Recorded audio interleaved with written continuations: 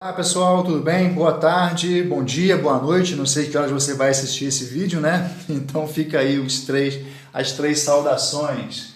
Bom, eu sou o professor Rafael Barial, sou professor de Anatomia Humana e hoje a aula é sobre o sistema hematológico, ou seja, sobre o sangue, né? Vou falar então sobre o sangue, que é um capítulozinho à parte dentro do sistema circulatório, dentro do sistema cardiovascular, tá? Chamado assim de sistema hematológico, ok?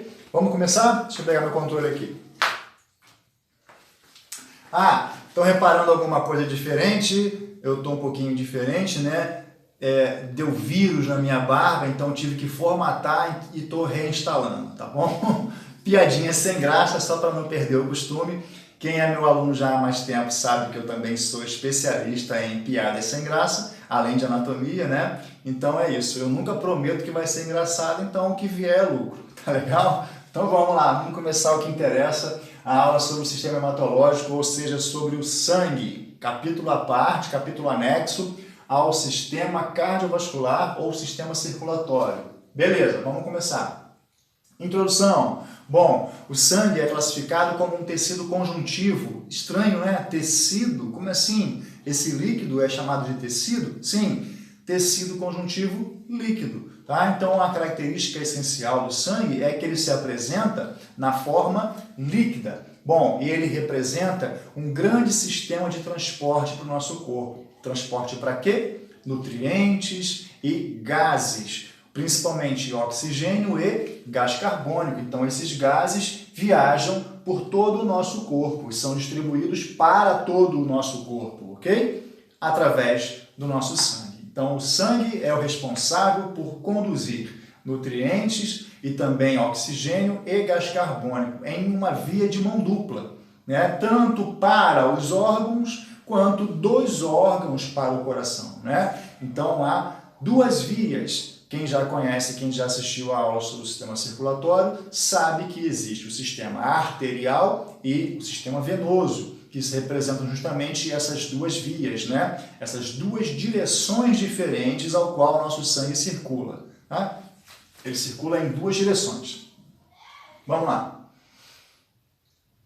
Uma imagem logo no início para demonstrar aí o quão intenso, né, e grande é o nosso sistema circulatório, os nossos vasos sanguíneos. Geralmente as nossas veias são representadas em azul e as artérias são representadas em vermelho, tá? Mas isso não pode ser uma regra, tá, gente? Não pode se basear simplesmente nisso, não. Tem que ter atenção aí, porque algumas vezes o critério utilizado é a presença do sangue, né, com oxigênio ou com gás carbônico. Então, fiquem ligados nisso. Mas, geralmente, as veias são representadas assim em gravuras em azul e as artérias são representadas em vermelho, tá bom? Então, como vocês podem perceber por essa gravura, esses vasos sanguíneos se estendem por todo o nosso corpo e eles diminuem de tamanho, né? De artéria, por exemplo, vai para a arteríola, que vai para a metacapilar e chega no menor nível, que são os capilares. Só lembrando, repetindo, porque isso faz parte da aula do circulatório. Os capilares são os menores vasos sanguíneos que existem no nosso corpo. Esse nome é derivado justamente de cabelo. Capilar vem de cabelo. São tão finos quanto um fio de cabelo? Sim, às vezes até mais, tá? É impressionante mesmo essa informação, mas é verdade, é verídica, tá? Seguindo. Qual é a composição? Opa, vamos voltar. Não era para ter pulado ainda. Então, deixa eu voltar aqui. Eu preciso parar nesse. Beleza. Qual é a composição do sangue? Quando a gente olha para o sangue assim a olho nu, a gente tem a impressão de que ele é um líquido homogêneo. E o que significa isso? Formado por uma coisa só, tá? Mas quando a gente faz uma análise mais apurada, mais delicada do sangue, ou seja, utilizando um microscópio, aí pode-se observar que ele não é homogêneo, ele é heterogêneo. O que significa isso? Ele é composto por partes diferentes, por frações distintas. Quais são essas frações? O plasma e os elementos formados ou figurados, que são as nossas células, as células do sangue. Tá? Então, o sangue não é homogêneo. ele é heterogêneo, composto por partes diferentes, partes distintas, plasma e células. Tá legal? Então tá aqui, ó. Duas frações, elementos figurados ou formados, o plasma é uma delas e as células é a outra parte. Bom? Então é isso. Em relação à composição e o que mais? O plasma. Vamos falar então agora primeiro sobre o plasma. Ele é um líquido colorido, é amarelado, né? E ele é composto basicamente por água.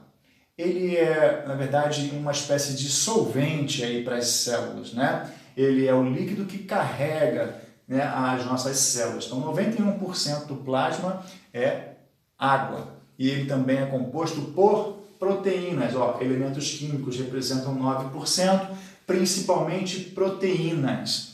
E dessas proteínas, há 4 principais que já vou falar. Beleza? Agora, olha aqui, ó, a proporção entre o plasma e as células no sangue, ela é mantida pelo nosso mecanismo automático de equilíbrio, chamado de mecanismo homeostático, ou seja, a homeostase.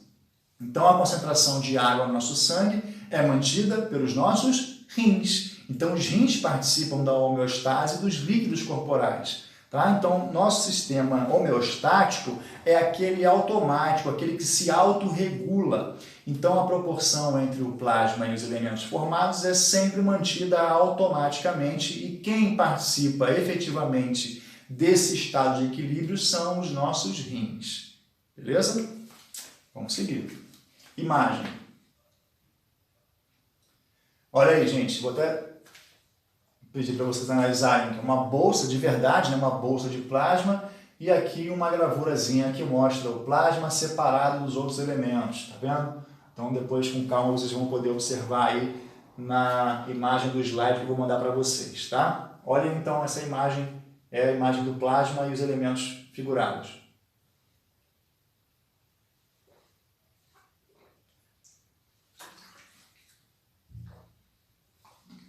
Quem me conhece, quem já teve aula presencial comigo, sabe que eu preciso dar essas paradinhas para beber água, então foi isso que eu fui fazer agora, tá? Então relaxa, quando eu sair assim, não esquenta que eu vou voltar. Bom, proteínas do plasma, as principais são essas 4, como eu falei para vocês, ó, albumina, globulina, fibrogênio e protrombina. Os nomes não são muito atrativos, né? Mas enfim, são esses os nomes dessas 4 principais proteínas do plasma, tá? Vamos dar uma olhadinha rápida aí, então, em cada uma delas. Olha só.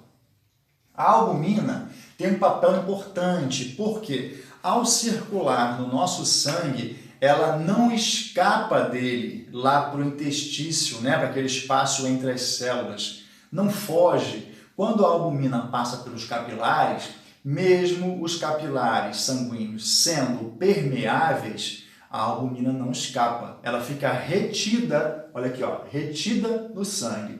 E aí, ao ficar retida, presa dentro do sangue, ela exerce uma atração. Ela puxa a água de fora do intestício para dentro, de volta para o sangue. Então, esse efeito atrativo que alguns elementos químicos possuem, nesse caso da albumina, favorece muito o sistema linfático e favorece muito a concentração de água no nosso sangue, porque a albumina, ela traz a água que foi perdida. Então, isso diminui a água no interstício, que é aquele espaço entre as células onde, eventualmente, se acumula uma certa quantidade de água que depois a gente acaba chamando de linfa, né? Que vai fazer parte e vai circular dentro do sistema linfático, tá bom?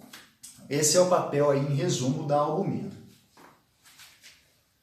Olha, a globulina contém anticorpos e, é lógico, por ter anticorpos, participa do mecanismo imunológico. Tudo bem, não vou nem voltar não, tá? Então, a globulina participa do sistema imunológico, porque possui anticorpos, tá? Passou rapidinho, mas deu para perceber, deu para entender. Fibrogênio e protrombina são essas duas últimas proteínas e elas têm um papel importante no mecanismo chamado de hemostasia, nem sei se está aqui, que é a coagulação do sangue. Essas duas proteínas elas precisam ser sintetizadas antes de entrarem em ação. Quem faz a síntese dessas duas proteínas é o nosso fígado. Então, depois que elas são sintetizadas lá no fígado, elas conseguem atuar no mecanismo de hemostasia, que é nada mais do que a coagulação, ó, processo de coagulação do nosso sangue, para evitar hemorragias. Tá legal? Para conter hemorragias. Evitar não, conter. Vamos. Bom, processo hematopoético, né? A formação de células sanguíneas. É, então, um processo longo que se estende desde o período intrauterino até os últimos anos da nossa vida, né? Já na velhice. Então, esse processo é descrito a partir desse slide aqui, ó, a formação das células sanguíneas. Primeiro, as nossas células sanguíneas se originam a partir de células primitivas indiferenciadas, aquelas que são todas iguais. E isso ocorre numa rede de tecido embrionário que é chamado de mesênquima. Nome dessas células primitivas, hemocitoblastos. Tá aqui, ó. Origem, hemocitoblastos. São células primitivas. As primeiras células embrionárias então se originam do mesênquima. O que é o mesênquima? É uma rede de tecido embrionário. E lá, então, que ocorre a primeira formação, a formação inicial dessas células do nosso sangue, ok? A partir dos hemocitoblastos, que são células primitivas. Já vamos ver quais são as células do sangue, tá? São 3 grupos. O que mais sobre esse processo que é chamado de processo hematopoético? Vamos ver o que tem mais. Olha aí então, gente, é a segunda etapa.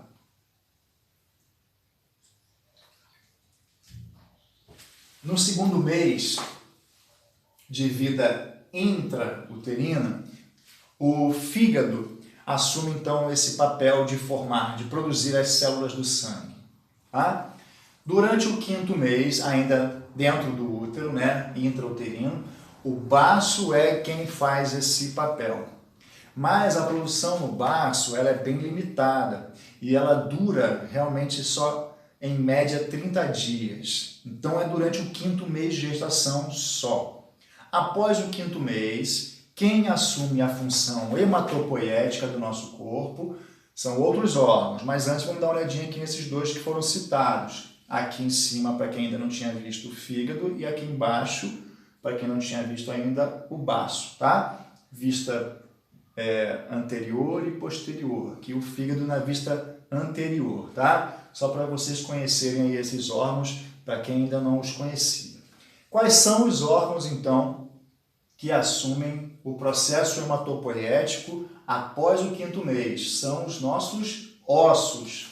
Ó, a partir do 5º mês intrauterino, os ossos, através da medula óssea, assumem então esse papel, produção de células sanguíneas, processo chamado hematopoético ou simplesmente hemopoético.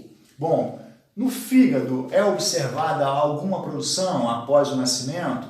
Pequena. E no baço? Nenhuma mais. Tá? Então o baço realmente só faz esse papel durante o 5º mês e depois não mais. Tá legal? Então nasceu. Após o nascimento, é possível observar em alguns indivíduos uma produção no fígado? Sim, pequena, mas no baço nenhuma. Então quem é que está fazendo esse papel? Principalmente são os ossos.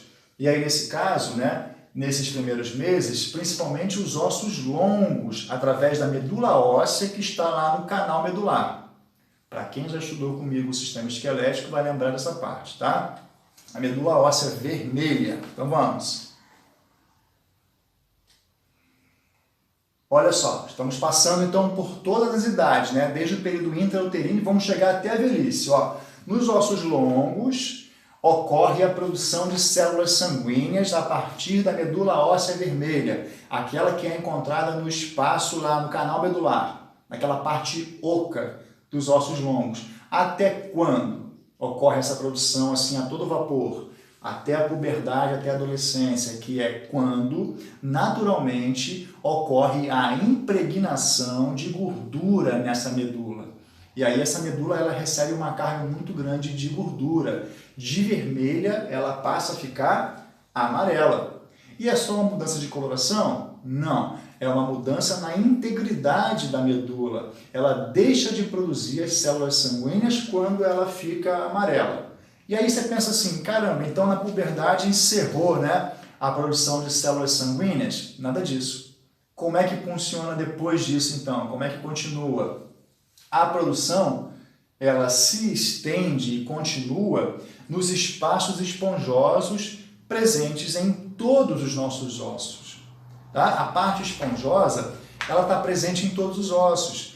Nos ossos longos, são as extremidades, mas nos outros ossos, ela basicamente é a parte do meio, é a parte de dentro de todos os ossos, dos outros que não são longos, né? Há um revestimento compacto por fora de alguns ossos, mas o miolo desses ossos é todo esponjoso.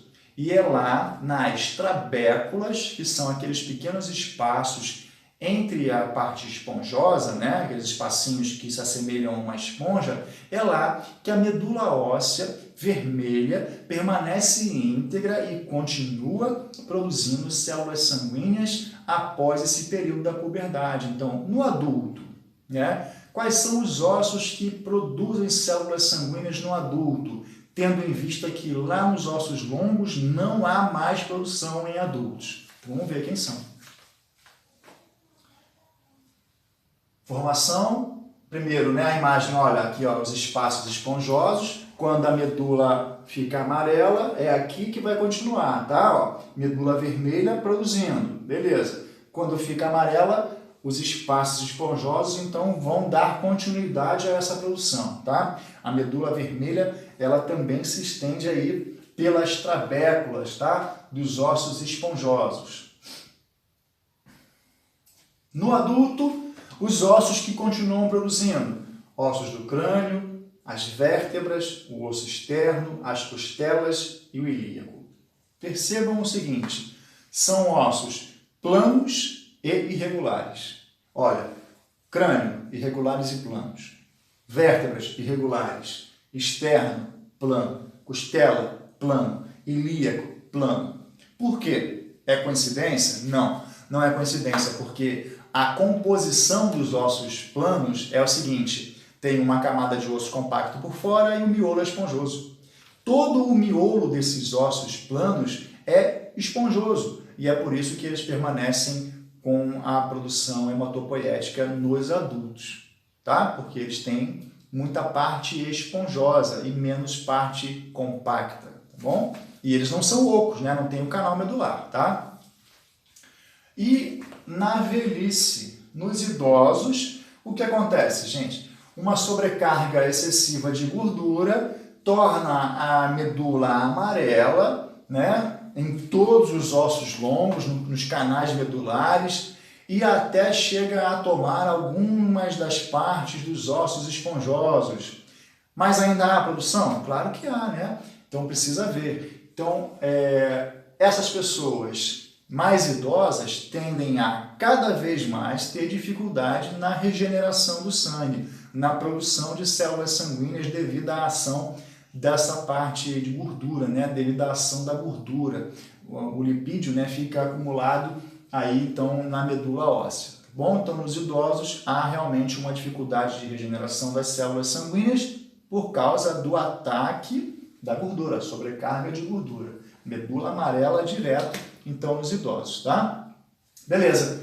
Olha a análise que legal. Desde o período intrauterino até a velhice. Aí passamos por todas as etapas da vida analisando esse processo hematopoético. Ótima questão para a prova, né? Olha só, descreva o processo hematopoético desde o seu início até o fim. Imagina, gente, vocês vão adorar essa pergunta, né?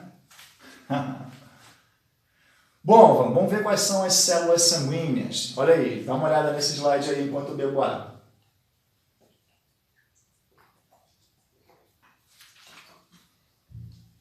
Na sala de aula é só parar e beber água. Aqui eu tenho que avisar, né? Que eu estou fazendo porque eu saio da frente da câmera, né? Então não fica estranho. Células sanguíneas são três grupos de células: eritrócitos, leucócitos e as plaquetas. Aí é o seguinte: eritrócitos, glóbulos vermelhos; leucócitos, glóbulos brancos. E plaqueta tá com um asterisco por quê? Porque as plaquetas, elas não são propriamente células, são fragmentos de células, mas também possuem algumas organelas citoplasmáticas. Então, na verdade, acaba passando por célula também, tá? Para facilitar, chama de célula também, mas saibam que as plaquetas são apenas fragmentos de células, ok? Vamos começar então a análise pelos glóbulos vermelhos. Os glóbulos vermelhos, também chamados de eritrócitos ou hemácias, são células sem núcleo, por isso são chamadas de anucleadas, e a principal função, a grande função dos eritrócitos é transportar gases no nosso corpo, oxigênio e gás carbônico, através de uma molécula chamada de hemoglobina. Tá? Então, os eritrócitos possuem essa capacidade de transportar moléculas de oxigênio e moléculas de gás carbônico através de uma outra molécula que é chamada de hemoglobina. A hemoglobina, quando está transportando o oxigênio, é chamada de oxihemoglobina. A hemoglobina, quando está transportando gás carbônico, é chamada de carbohemoglobina. Bom, qual é o formato, então, dos eritrócitos? Vamos ver aqui, ó. Ele tem um formato bicôncavo, é um disco, é uma célula de um formato, que tem um formato de um disco. Lembra aquele disco de jogar na praia, frisbee? Só que o eritrócito, ele é amassado em cima e amassado embaixo, por isso o termo bicôncavo. Esse formato tem tudo a ver com a sua função, que é transportar os gases. Então, a forma da célula favorece muito a sua função. E é justamente essa forma arredondada em disco do eritrócito que favorece, que faz com que ele consiga transportar esses gases, tá? Ó, então ele tem uma grande área de absorção por ser arredondado. Olha que informação louca isso, olha só esses números, gente. A área total dos eritrócitos é de 3.200 metros quadrados. Como assim área total? Se nós pegássemos todos os eritrócitos do nosso corpo e colocássemos assim, ó, um do lado do outro, espalhando, espalhando, espalhando, aplanando, daria esse total de 3.200 metros quadrados. É muita coisa, né? Ou 1.500 vezes a superfície do nosso próprio corpo. Muito louca. Olha a quantidade de eritrócitos que há numa gota de sangue. 5.400.000 eritrócitos por milímetro cúbico nos homens e 4.700.000 eritrócitos por milímetro cúbico de sangue nas mulheres. Bom, 1 milímetro cúbico é praticamente uma gota de sangue. Dá para entender? Dá para conceber isso? Eu acho meio difícil conceber, aceitar essa informação, porque o número é absurdo, né, gente? É muita célula num pouquinho de sangue. Mas essa é a realidade aí da presença dos eritrócitos no nosso sangue, tá? É essa quantidade absurda aí que existe mesmo. Olha aqui como é que é interessante, olha o formato dos eritrócitos, olha, eles parecem uns disquinhos, né? Lembra aquela balinha, não parece uma balinha? Os disquinhos avermelhados, né? A quantidade de eritrócitos no nosso sangue é tão grande, e eles são assim avermelhados, que é realmente o que dá a coloração avermelhada no nosso sangue. Por isso que eles são chamados de glóbulos vermelhos. Vamos lá. Leucócitos, produção de eritrócitos, né? A produção de eritrócitos, de glóbulos vermelhos, ela é chamada de eritropoiese. Olha, de novo aquele sufixo poiese, né, que vem de produção, né? Eritrócitos, poiese, produção. Então a produção de eritrócitos, ou a eritropoiese, ela é estimulada por qualquer fator que diminua a quantidade de oxigênio dos nossos tecidos. Essa diminuição de oxigênio ela é chamada de hipóxia. Então, sempre que houver hipóxia, diminuição de oxigênio nos nossos tecidos, a produção de eritrócitos é estimulada. A lógica é bem simples de se entender. Dá para a gente fazer uma analogia assim, ó. Se eu tenho uma transportadora e tenho que entregar mais de um produto, como é que eu faço para aumentar a minha entrega? Eu aumento a minha frota de caminhões. Com mais caminhões, eu consigo entregar mais do meu produto. No nosso corpo acontece assim, se eu tenho que entregar mais oxigênio para as células, como que eu vou fazer isso? Aumentando a quantidade de células que transportam esse gás.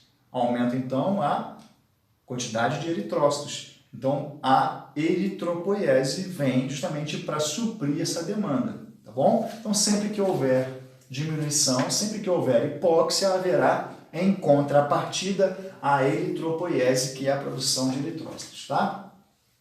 E aí, quais são então os fatores que causam, que proporcionam hipóxia? Grandes altitudes, onde o ar é rarefeito.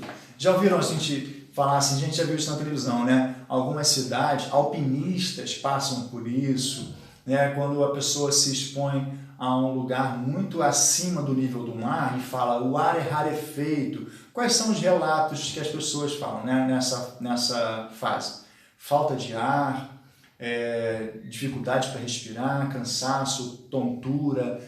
Isso ocorre pela baixa concentração de oxigênio no ar. A gente tem, em nível do mar, 21% de oxigênio no ar e 79% de nitrogênio. Então, olha só, no nível do mar, onde é a maior concentração de oxigênio, é de apenas 21%. Quanto mais elevado você estiver, numa montanha, num lugar mais alto, né, menor é ainda a concentração de oxigênio no ar. Menos até do que 21%, que já é pouco.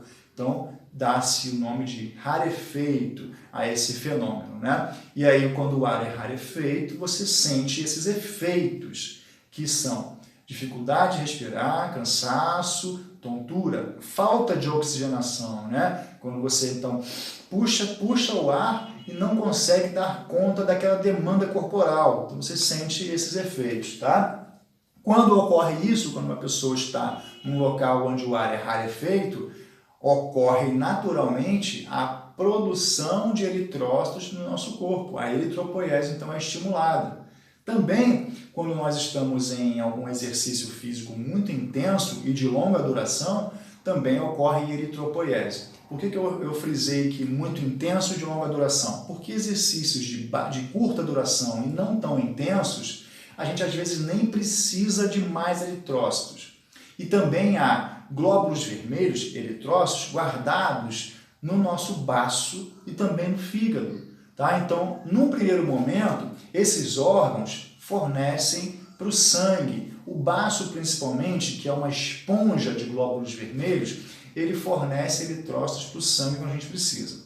Só se as reservas do baço já se esgotarem, aí é que ocorre a produção de novas células. Tá? Então, a eritropoiese é estimulada por esses fatores. E aí, só para finalizar aqui, ó, nos exercícios físicos, esse aumento é temporário. Então, a produção ocorre temporariamente, tá? Só durante o exercício mesmo. Quando você, então, cessar, parar de fazer esse exercício intenso de longa duração, aí não haverá mais a eritropoiese, porque já não vai ser mais preciso, né? Não mais necessário.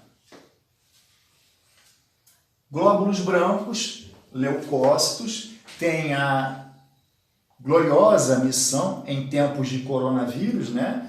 Estou gravando esse vídeo na pandemia, né? Durante a pandemia, então, olha, falar de glóbulos brancos nesse período é extremamente pertinente, né, gente? Então, tem a nobre missão de combater infecções. Então, há uma média aí de 6.000 a 8.000 leucócitos por milímetro cúbico de sangue, e há dois fatores aí que podem indicar doenças, né? A análise da quantidade de leucócitos, ela determina algumas patologias. Ó, leucocitose é o aumento do número de leucócitos circundantes, ou nível sérico.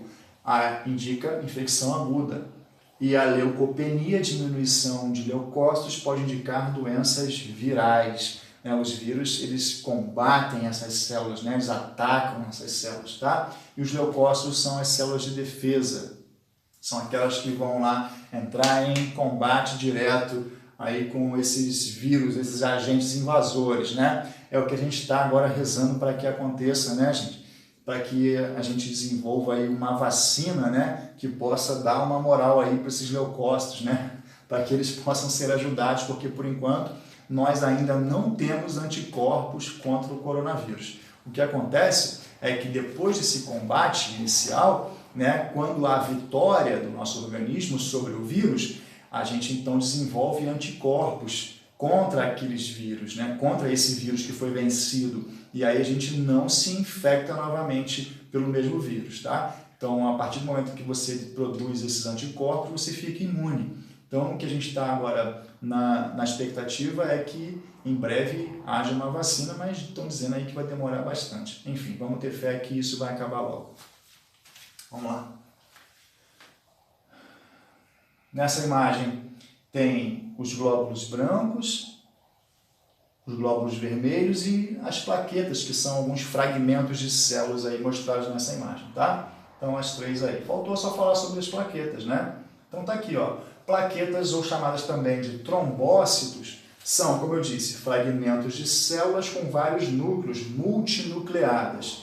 São em número de 340 mil por milímetro cúbico, já bem menos, né, do que as outras duas células, e elas participam do processo de coagulação do sangue, ou seja, cessar o sangramento, mecanismo conhecido como hemostasia, como eu falei agora há pouco. Bom, então essa é a função das plaquetas. Agora, existem três mecanismos como o nosso corpo reage a hemorragias, com o objetivo de controlá-la. Vamos ver quais são. Olha só. Elas também, como eu falei, né, só para finalizar aí, ó, possuem organelas, ou seja, algumas delas mitocôndrias, e a deficiência de plaquetas leva à tendência à hemorragia. Tá? Já tinha falado sobre isso. Então, só para reforçar, a imagem aqui mostrando os três grupos, os glóbulos brancos, plaquetas e os glóbulos vermelhos. Vocês vão ter acesso a essa imagem também. E aqui que eu falei, ó, a hemostasia. Três mecanismos ocorrem, então, em resposta a uma hemorragia no nosso corpo. Deem uma olhada aí. Mais um pouquinho de água aqui.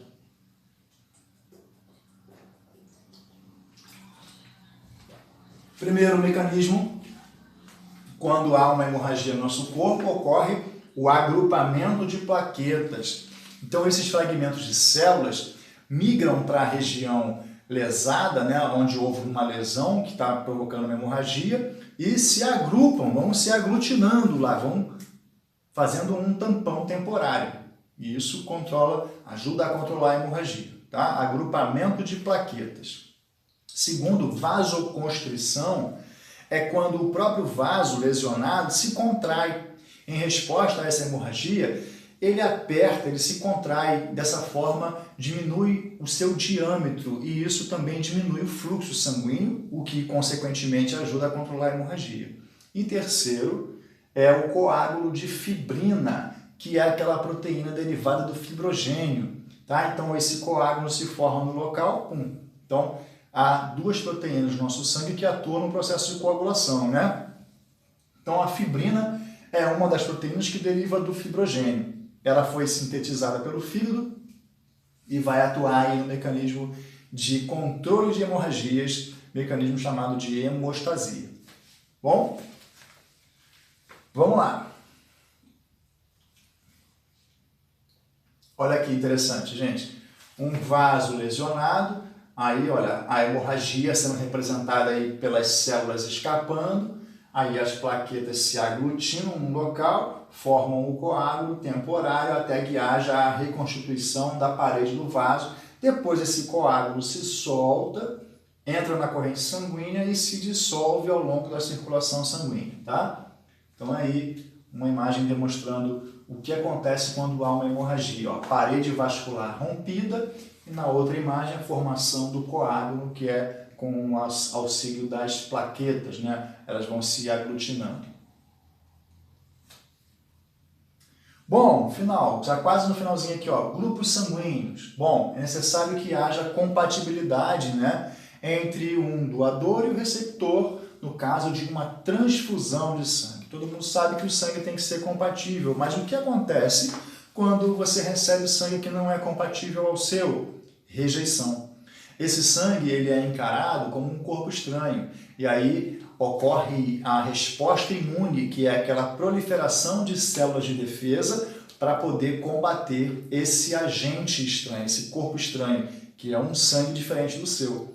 Tá? Então, pode acontecer a hemólise, que é a destruição dos eritrócitos, a rejeição a um sangue que não é compatível com o seu, pode causar hemólise e pode levar até a óbito, tá? Então, ó, a rejeição pode levar à morte. Então, é necessário que haja compatibilidade entre os grupos sanguíneos. Os grupos básicos são 3, A, B e o O. São os grupos primários e há combinações entre eles, como vocês sabem. O A, o B e o AB são as combinações, e o O separado. Bom, eles são classificados de acordo com a presença de anticorpos, que nesse caso são chamados de antígenos. E esses anticorpos estão presentes nos eritrócitos e provocam a resposta imune, que é a proliferação de células de defesa que eu falei. Essa rejeição, olha, como eu disse, causa hemólise, que é a destruição dos seus glóbulos vermelhos. Destruição dos eritrócitos. Isso é grave e pode levar à morte, tá? Então, é necessário que haja compatibilidade. Como que os grupos, então, são classificados? Novamente, de acordo com a presença de anticorpos, antígenos. Então, funciona assim. Um tipo sanguíneo, né, um grupo sanguíneo, tem anticorpos contra o outro e vice-versa. Vamos ver, então, como é que funciona isso em relação aos 3 grupos primários. Olha lá. O sangue tipo A tem anticorpos contra o tipo B. O tipo B tem anticorpos contra o tipo A, um contra o outro. O tipo O possui os 2 anticorpos, o contra o A e contra o B também. O tipo AB não tem nenhum anticorpo. Olha, então por essa razão, o tipo O pode ser doado para qualquer um, já que ele possui todos os anticorpos. Então ele pode ser doado, ele pode ser compatível com qualquer um. E o AB ele pode receber de qualquer um, porque ele não tem anticorpo nenhum. Tá? Então ele não tem anticorpos, por isso que o O é o doador universal e o AB é o receptor universal. Eu já percebi que há muita dúvida em relação a isso durante as aulas sobre o sangue. Os alunos me perguntam muito sobre isso, né? Por que é o doador universal? Por que é o receptor universal? E olha, ainda não estou fazendo a associação com o fator RH, positivo e negativo. E aí funciona o seguinte, geralmente as doações ocorrem de fator para fator, igual, né? Positivo para positivo, negativo para negativo. Mas, em alguns casos raros, a doação, o transplante entre fatores diferentes não causa hemólise, tá? Mas o que é mais seguro? Que também os fatores RH, positivo e negativo, sejam os mesmos, tá? Então, de A positivo para A positivo, de B negativo para B negativo, e assim por diante. Que os fatores RH também sejam iguais, é o mais seguro, tá? E é justamente agora o próximo assunto. Bom, ó, o fator RH recebeu, né, esse nome por causa de um macaco da raça Rhesus. Rhesus com RH. Esse fator, né, foi descoberto, num primeiro momento, nessa raça de macacos, Rhesus. E ele é um sistema de 12 anticorpos, onde identificou-se que o mais forte, o predominante, é o anticorpo D. Ele foi denominado assim, o anticorpo D. E aí, a pessoa que possui o anticorpo D, ela é fator RH positivo, porque tem o anticorpo mais forte. E a pessoa com fator RH negativo é aquela que não possui o anticorpo D.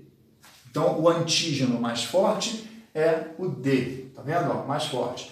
Positivo é aquele que tem esse antígeno. Negativo é aquele que não tem esse antígeno. Bom? Então, aí a explicação sobre o fator RH. Até mesmo por causa do nome, né? O porquê do nome. Olha que interessante agora. Cara, isso aqui é muito interessante, gente.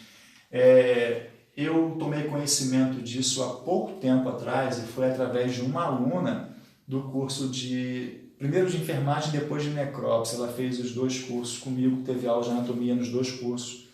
E o fator RH nulo, eu nunca tinha ouvido falar nisso até o momento em que essa minha ex-aluna me contou isso. Depois eu fui pesquisar, claro, eu fiquei muito interessado por isso. Esse é o sangue mais raro do mundo. Atualmente, cerca de 80 pessoas no mundo possuem esse sangue. Como é que é isso? Essa pessoa não tem o RH, não tem o fator RH, não é nem positivo nem negativo, então não tem o antígeno D em nenhum dos casos, é nulo, é considerado nulo. Esse sangue é tão raro que é chamado de sangue dourado, né? Olha, as pessoas, essa minha ex-aluna, ela ficou toda boba, né? Falando, eu sou especial, eu tenho sangue dourado, eu faço parte da realeza, né? Ficou brincando com isso, mas é verdade isso, né? É um sangue mais raro do mundo, porém, isso é um problema para quem possui esse tipo sanguíneo. Por quê? Porque ele só pode receber transfusões do seu próprio sangue. Ele não é compatível com nenhum outro sangue, a não ser com o seu próprio. Então, a pessoa que possui o sangue dourado só vai poder receber transplante do seu próprio sangue dourado, de uma pessoa que tenha. E aí você pensa, caramba, são só cerca de 80 no mundo. Então, olha aí o risco que essa pessoa tem de morrer quando precisar de um transplante de sangue. Então, qual é a orientação dos hemocentros quando se deparam com esse caso raro? Orientam as pessoas a fazer reserva do seu próprio sangue. Foi o que essa minha ex-aluna fez. Ela fez a doação, né, a retirada do sangue, e aí guardou bolsas de sangue, lá do sangue raro, lá no hemocentro. Então, quando ela precisar, e se precisar, há uma reserva lá específica para ela. Muito chique, né? Bem legal. Na verdade, não é tão chique assim, porque isso é um problema, né? Acabou virando um problema, mas é uma coisa muito interessante, né, de se observar. Por isso que eu fiz questão de colocar aqui para contar para vocês, para demonstrar para vocês esse tipo sanguíneo que é bem raro e interessante, tá bom? Então a pessoa só recebe do próprio e aí tem que fazer reserva, tem que guardar do seu próprio sangue. Legal, né? Bom, uma tabelinha para resumir essa história aí. Olha, A, B e o O e os fatores RH positivo e negativo. Eu queria que vocês olhassem então essa tabela. E aqui está o percentual da população. Sangue tipo A, 41% da população, tipo B, 10%, o AB tem menos 4%, o tipo O é a maioria, 45% da população mundial tem o sangue tipo O. E o fator RH é o predominante, ó. O positivo é predominante, 85% são fator RH positivo e apenas 15% são fator RH negativo. Então aqui nessa tabela dá para a gente pensar qual é o sangue mais raro, com exceção do sangue dourado, né? O mais raro é, olha, o que tem menos, AB negativo. O AB negativo é o sangue mais raro. E o comum, mais comum é o O positivo. Tá? Então, é necessário que vocês deem uma olhada depois nessa tabela aí para poder fazer essas análises. Dá para a gente enxergar aqui facilmente qual é o mais comum e qual é o mais raro, lembrando, com exceção do sangue dourado, tá? O sangue dourado não entra aqui nessa estatística, tá bom? Bom, gente, e é só. Olha quem apareceu aqui para dar tchau para vocês e dizer que acabou essa aula sobre o sangue. O Rhesus, né? Um exemplar, um macaco da raça Rhesus aí apareceu para dar tchau. Tá bom, gente? Espero que vocês tenham gostado, que tenham entendido e um abraço, até o próximo vídeo. Encerrei aqui então a parte do sistema hematológico ou simplesmente o sistema que fala sobre o sangue, né? A parte da anatomia que fala especificamente sobre o sangue, tá bom? Espero que tenham gostado e até o próximo vídeo. Valeu, um abraço.